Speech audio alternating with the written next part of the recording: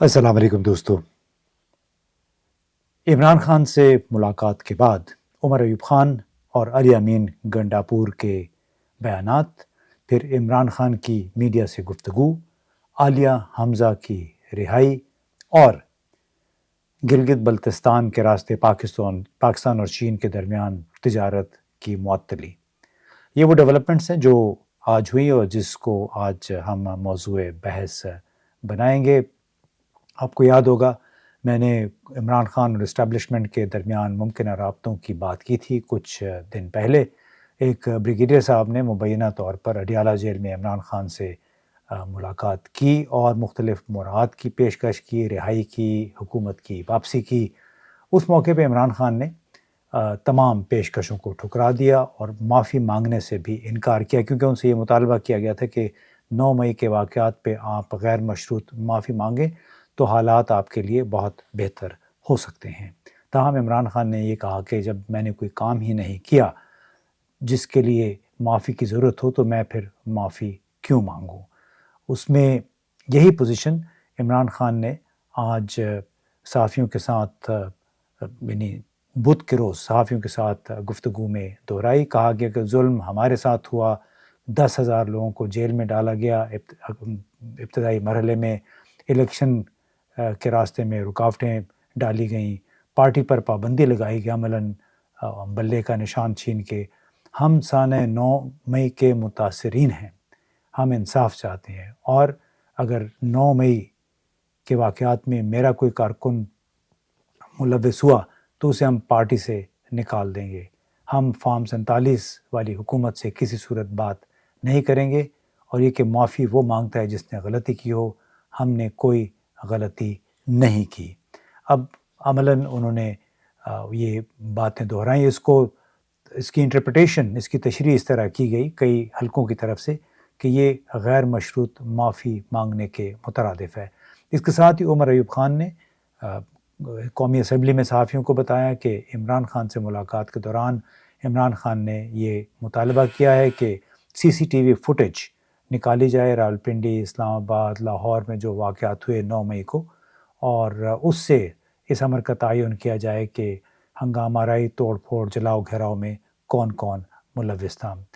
बुध के रोज़ अली अमीन गंडापुर वज़ीर आला खैबर पख्तूनख्वा ने इमरान खान से मुलाकात के बाद कहा कि इमरान खान ने पार्टी की तरफ से मुल्क भर में एहतजाज जारी रखने का उन्हें हिदायत की है और कहा है कि आइन के दायरे में रहकर आप पार्टी को मोबिलाइज़ करें, पार्टी के जलसे करें, तोड़ फोड़ कोई नहीं होगी ताकि किसी को कोई बहाना ना मिले। इस मौके पे इमरान खान ने बकौल अली अमीन गंडापुर ये भी कहा कि इमरान खान मुज़ाकरात के लिए तैयार हैं और ये कि अगर 9 मई को PTI के एक भी कारकुन तशद्दुद में मुलव्विस पाया गया तो वो माफ़ी मांगेंगे।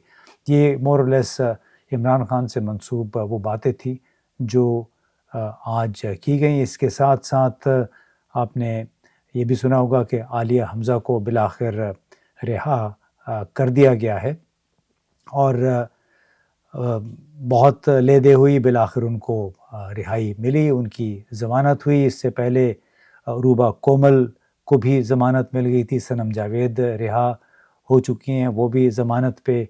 तो ये जो ज़मानतों पे सनम जावेद, रूबा कोमल, आलिया हमज़ा की रिहाई, डॉक्टर यास्मीन राशिद साहिबा का जेल से अस्पताल मुंतकिल हो जाना, क्योंकि बहरहाल वो ज़ेर इलाज थीं, कैंसर सर्वाइवर थीं, और उसके बाद इमरान खान से मंसूब किए गए ये बयानात कि अगर 9 मई में कोई कारकुन मुलव्विस पाया गया तो पार्टी से भी निकाल देंगे, और उस पे वो माफ़ी मांगने को तैयार हैं। लेकिन उसके अलावा बुनियादी तौर पे इमरान खान ने अपना वो मुतालबा दोहराया कि चोरी शुदा मैंडेट हमें वापस किया जाए, उसके बग़ैर कोई बातचीत मुमकिन नहीं है।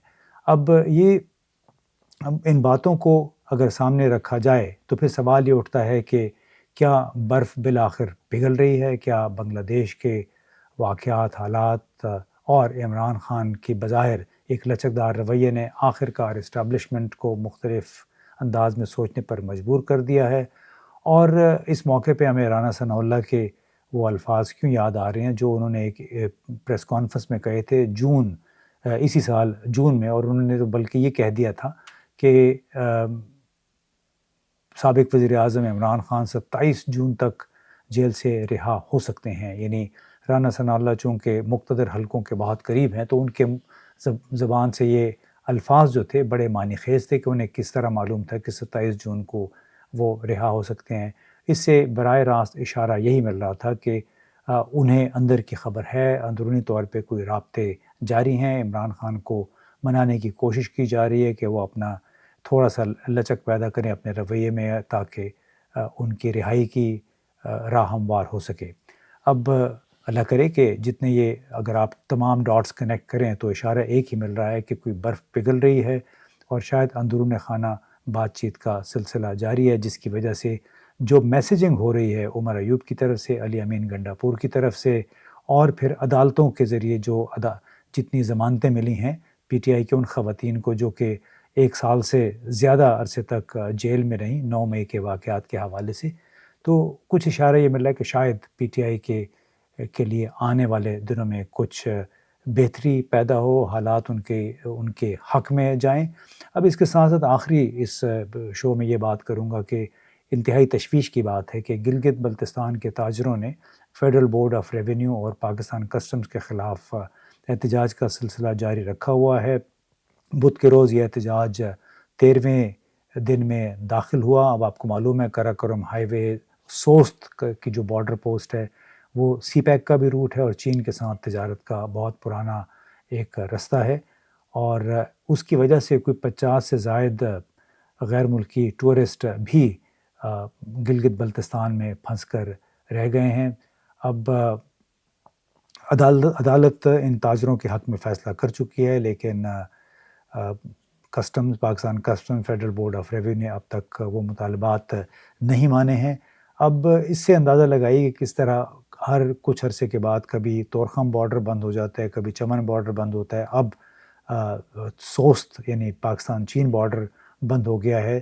تو بڑا ضروری ہے کہ صرف ایک سیاسی جماعت کے تعاقب کے بجائے، اس کو زیر عتاب رکھنے کی بجائے، پاکستان کے مقتدر حلقے، پاکستان کے سیاسی جماعتیں مل کر ان فالٹ لائنز پہ توجہ دیں جو بلوچستان میں بھی ہم دیکھ رہے ہیں. جو بلوچ یکجہتی کمیٹی کا احتجاج بھی جاری ہے، تو گلگت بلتستان میں بھی احتجاج ہے. بلوچستان میں بھی وقتاً فوقتاً اور خیبر پختونخوا میں بھی طورخم بارڈر کچھ عرصے پہلے بند رہا تھا. تو بڑا ضروری ہے کہ اتنے نازک صورتحال میں، تشویشناک صورتحال میں تمام تر توجہ ان معاملات پہ دی جائے جس کی وجہ سے پاکستان کا امیج خراب ہو رہا ہے، پاکستان کی پڑوسی ممالک کے ساتھ تجارت متاثر ہو رہی ہے، اور اس کے بدلے اس کی وجہ سے پھر بدگمانی اور بدنظمی، بدگمانی اور تعلقات بیسیکلی خراب ہونے کی راہ ہموار ہوتی ہے. تو بڑا ضروری ہے کہ ان بنیادی معاملات پہ توجہ دی جائے، اور اگر پی ٹی آئی کی طرف سے بھی کوئی اشارہ ملتا ہے لچک کا تو اس کا ضرور فائدہ اٹھانا چاہیے. پاکستان بہت نقصان اٹھا چکا ہے اور مزید نقصان کا متحمل نہیں ہو سکتا. اگر آپ بالکل سامنے رکھیں کہ بلوچستان، گلگت بلتستان، خیبر پختونخوا میں کیا کچھ نہیں ہو رہا ہے، اور اس کا بنیادی مقصد ہے کہ پاکستان کو مسلسل عدم استحکام سے دوچار رکھنا. تو بڑا ضروری ہے کہ جو اشد ضروری توجہ کے مسائل ہیں ان پہ توجہ دی جائے. بہت بہت شکریہ.